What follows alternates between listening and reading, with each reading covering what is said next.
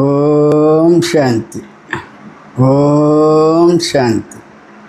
ఓం శాంతి. అక్కయ్యలారా, అన్నయ్యలారా, మీకు శుభాభినందనలు.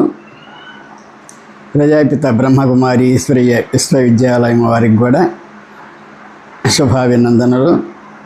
ముఖ్యంగా ఈ 28వ ఎపిసోడ్, ఇంతకుముందు జరిగిన ఎపిసోడ్లు జరిగినాయి కదా, వాటిలో మనకి మీకు అవగాహన కావడానికి కొన్ని ముఖ్యమైనవి చెప్తాను.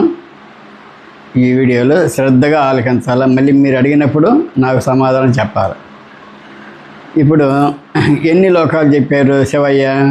3 లోకాలు. ఒకటి పైనుంచి మూలవతనం, సూక్ష్మవతనం, సాకార లోకం. పైన ఉన్నది మూలవతనంలో శివయ్య ఉంటారు, పైన మనం ఆత్మలు ఉంటాం, నిప్పురవల్లాగా చిన్న చిన్నవి. వాతావరణం ఎట్లుంటుంది? ఎర్రటి రంగులో, అంటే బారులేటికి ఎర్ర కాగితం చుట్టినప్పుడు ఎలా వ్యాపిస్తుందో గది అంతా ఆ విధంగా ఉంటుంది. అది మీకు కూడా తెలుసు. తర్వాత సూక్ష్మవతనం ఏంది? ఆకారి దేవతలు, ఫరిస్తాలు, కాబోయే దేవతలు. వీళ్ళకి రెక్కలు ఉంటాయి, మాంసం, కండరాలు, రక్తము ఏమన్నా ఉండదు. వీరు నీడల వలె ప్రవర్తిస్తూ ఉంటారు. ఒకరికొకరు నిశ్శబ్దంతో, సైగలతో మాట్లాడుకుంటూ ఉంటారు. ఇది సూక్ష్మలోకం. ఈ సూక్ష్మలోకం ఎప్పుడూ ఉండదు.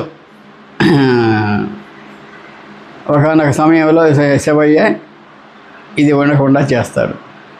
తర్వాత సాకార లోకంలో మనం భూమి మీద ఉండే విశాలమైన ప్రదేశాలు, కొండలు, గుట్టలు, లోయలు, వీటి మీద ఇళ్ళు అన్నీ ఉంటాయి. వీటిని సాకార లోకంలో ఉండే సరంజామ. తర్వాత ఈ జ్ఞానంలో వచ్చేవాళ్ళు శివయ్య ఎప్పటికప్పుడు తీసుకొని వస్తామంటారు. అంటే పోయిన సత్యయుగంలో వచ్చేవాళ్ళే ఈ జ్ఞానంలో వస్తారు. వేరెవరు ఒకరు ఎక్కువ ఒకరు తక్కువే కాదు. 30 దేవతలు ఎలా ఉంటారంటే ఆజానుబాహులుగా, వాళ్ళు కూడా మనుషులే. అప్పుడప్పుడు కిరీటాలు, వస్త్రధారణ ఇవి దేవతలే ఉంటాయి. వీరికి స్వర్గలోకంలో అనేక పదార్థాలు లభ్యమవుతాయి. ఈ పళ్ళు ముఖ్యంగా గోడితో గుచ్చితే రసం ఎదజల్లుతుంది. కాబట్టి దీంట్లో సత్యయుగం చాలా ఇంపార్టెంట్ అయినది. తర్వాత యుగం త్రేతాయుగం. ఈ త్రేతాయుగం 1250 సంవత్సరాలు, సత్యయుగం కూడా 1250 సంవత్సరాలు. ఈ త్రేతాయుగంలో 14 కళలు తగ్గుతాయి. 14 కళలు ఉంటాయి. సత్యయుగంలో 16 కళలు ఉంటాయి. త్రేతాయుగంలో 14 కళలు తగ్గుతాయి. అంటే వస్తువు రాను పాతదైపోద్ది. ఈ జ్ఞానంలో వచ్చేవాళ్ళు అంతా శివభక్తులు, శివుని పూజించిన వాళ్ళు, వారే దేవతలు. ఈ దేవతలు 33 కోట్లు. ఈ జ్ఞానంలో వచ్చిన వాళ్ళు శివబాబా ఒక్కరే సద్గురు, శివబాబా ఒక్కరే దేవుడు. దేవుడు ఎవరిని అంటారంటే అశరీరి, అయోనిజ, అభోక్త. ఇటువంటి మీకు 5 లక్షణాలు చెప్పాను. ఈ 5 లక్షణాలు ఉన్న వాళ్ళే దేవతలు.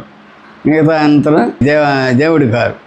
దేవతలు కూడా దేవుళ్ళు గారు. మనం పూజిస్తాము అంటే వాళ్ళు శివబాబా అసిస్టెంట్స్. తాను శివరాత్రి అప్పుడు వచ్చి ఈ జ్ఞానాన్ని అందరికి ఇస్తాడు కాబట్టి ఆయన జ్ఞానదాత. అంటే ఏంది? ఆయనంతటి వాళ్ళని తయారు చేసి మళ్ళీ పరంధామానికి వెళ్ళిపోయి రెస్ట్ తీసుకుంటాడు. అప్పుడు మనమేమంటాం? సత్యయుగంలో, త్రేతాయుగంలో మనమే రాజ్యాలు చేస్తాం, వేరెవరు దేవుడు ఉండరు. అంటే ఏంటి? శివబాబా, శివయ్య అనేది మనకు కూడా తెలియదు ఆ కాలంలో. అంటే మనం సర్వగుణ సంపన్నులు, మర్యాద పురుషోత్తములు, ఏ ఒక్క తప్పు చేయం కాబట్టి మనం దేవతలు అయ్యాం. తర్వాత ఈ జ్ఞానంలో వచ్చిన వాళ్ళు దేవతలు.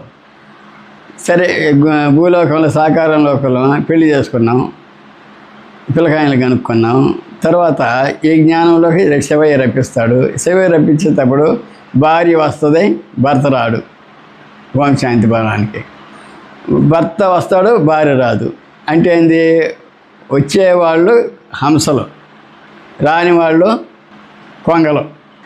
అంతే కదా, హంస వేరు కొంగ వేరు. హంస పవిత్రమైనది, మంచి బుద్ధి గలవది. కొంగలు ఏంది, బురద వంటలో చేపలు ఏరుకొని ఆ ఎర్రలు ఏరుకొని తింటాయి. కాబట్టి ఇది సహజం. ఇద్దరు జ్ఞానంలో వస్తారు. కొన్ని కుటుంబాలు కుటుంబం జ్ఞానంలో వస్తుంది. ఈ విధంగా కూడా ఉంటాయి.